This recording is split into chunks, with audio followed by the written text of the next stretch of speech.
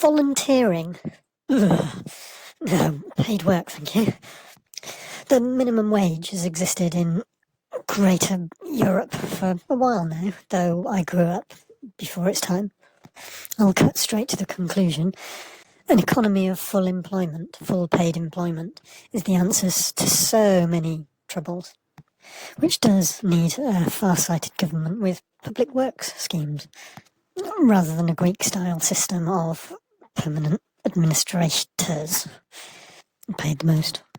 During periods of full employment, like before the 2008 global financial crisis, volunteers were hard to come by. People were being plucked from colleges by employers and being sent to universities by employers. Volunteering as a concept can too easily be a laissez-faire subsistence unemployment scheme that over time might slowly slip into forced labour and deterioration of reward. Now, I'm not saying that your popular workaway and volunteer base, the people hosting have any such intention, and there's probably as much likelihood that the 6-week maximum stay that I think is recommended is more likely to be a permanent resident check rather than an automatic predestined sacking of even your free labour. I suppose it's good for the environment, but intermittent generations of people are subject to underemployment and much worse. Perhaps the type of volunteering that most of us are familiar with is like doing the extra over for the employer. You've got a paid job, but you do more. Like it's an efficiency thing, but I suppose you're keeping other people out of work. There's the benevolent Western charity volunteer that goes off to Africa and gets a bit of medical experience. They care for the local and give them realistic expectations and incentivise migration and trafficking. There's forced begging risk and exposure to all sorts. But using volunteers all the time does give attachment disorder in children. Workaway and volunteer base can have been accused of collective subconscious bias and racist selection of candidates, promoting meaningless work and controlling behaviour by the paid at the same place, not just the authorities who are in the selection, the Chateau perhaps. I think I suffer from being too helpful. The blurred role boundaries, disengaged, too helpful can stop others from learning in a teaching context. You can get overwhelmed by people wanting your help, and the freedom of being able to leave someone in the lurch once your wellness is stoked. What are some of the disadvantages of volunteering? You don't earn money while you're volunteering. Volunteering abroad can be expensive. Many volunteers have too high expectations. Volunteering abroad means to leave your partner at home. Some volunteering organisations are quite dodgy. Volunteering abroad may lead to homesickness. Confrontation with reality may shock some kids. You may lose motivation for volunteering. Volunteering abroad can be dangerous. Also, volunteering can be real work. You make a certain commitment, may not be suitable if you already have children. You will be older when you finally get a job. People may have trouble to go back to their normal lives. If it's an extreme scenario, there may be a post-traumatic stress disorder element that the requirements in the work world may shock volunteers afterwards. It's too easy. Dependence on volunteers is dangerous for the organisation. I'd say employer, but they're not. And if they're there long enough, they take on rights, intrinsically. But there are advantages to volunteering, of course. Many different areas of volunteering. You can learn a lot through volunteering. Volunteering can help you mature in character, a better impression regarding what you want to do with your life. You can make many new friends, which can be a primary motivator. You'll learn how to work in a group. Volunteering gives you the opportunity to join a strong network, or be almost alone. It can look good on your curriculum vitae, your resume. You get a broader perspective on life. Usually lower stress levels compared to a normal job when you're volunteering. Or a little bit of volunteer work can reduce the stress of the need for efficiency in your hours. But that's largely an intimidation factor by the employer.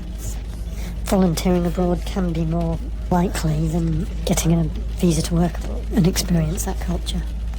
Having volunteered, it can indicate a high level of inner motivation to help others. It can be much more fulfilling to volunteer compared to a normal job. Flexibility regarding your time commitment. You can explore new cultures. Volunteering gives you the opportunity to give something back. I'm honestly not too sure what that means, really. Some intrinsic induced perception. Volunteering can be used to help reduce the labour shortage in some professions. You can learn empathy towards other people. Volunteering can turn into a regular job after some time, goes the theory. People will often be really grateful for your volunteering work, which can be pleasant to the ego. You will value your own life much more afterwards. Activity battles depression, I think that might be what they're getting at. For some people, volunteering helps you learn responsibility. And volunteering can help us to mitigate our environmental problems. Mitigate what? Exposure and starvation. A 4-day course that takes 4 weeks through the government employment agency, so that the training establishment gets 3 weeks free work off you. Personally, I find it a bit depressing when you try and buy something but the person won't sell it to you. Try giving your services for free to someone and they don't want you, they want their own criteria to be answered of who they're getting the voluntary work from. Doesn't do a whole lot for your mental health, which is the much quoted reason for volunteering. Improvement of your mental health through activity, feeling valued. La radio-station, il est 11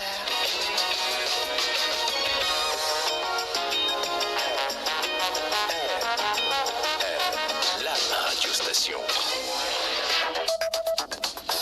L'info en 2 minutes. Bonjour à tous, journée de mobilisation.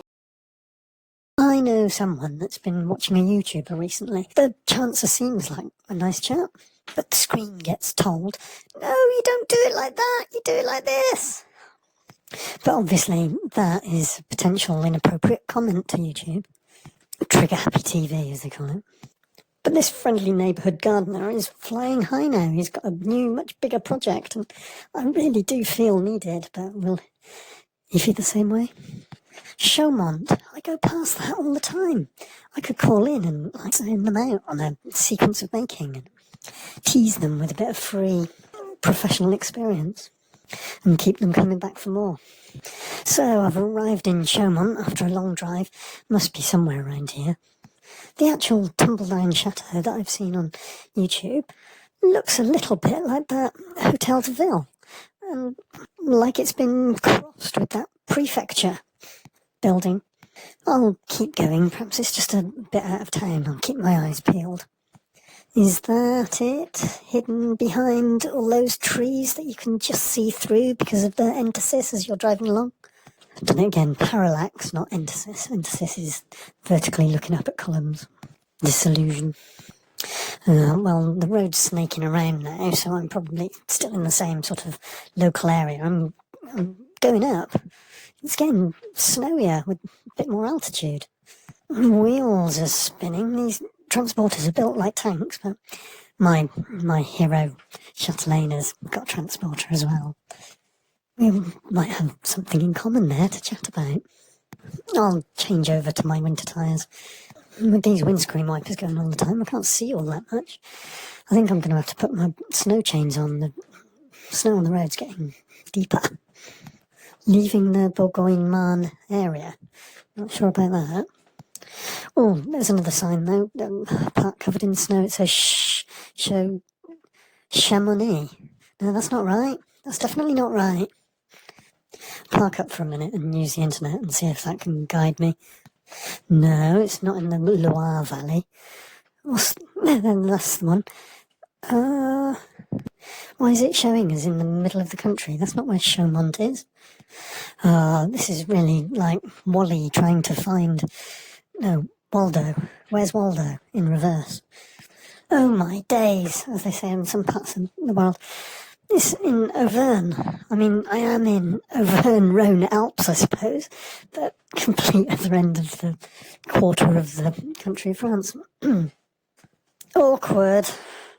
Oh, I'm not going there. I thought we were going to be like local YouTube buddies. I'd be pleased to see me every now and again when I pop in on my way and stop and have a cup of builder's tea.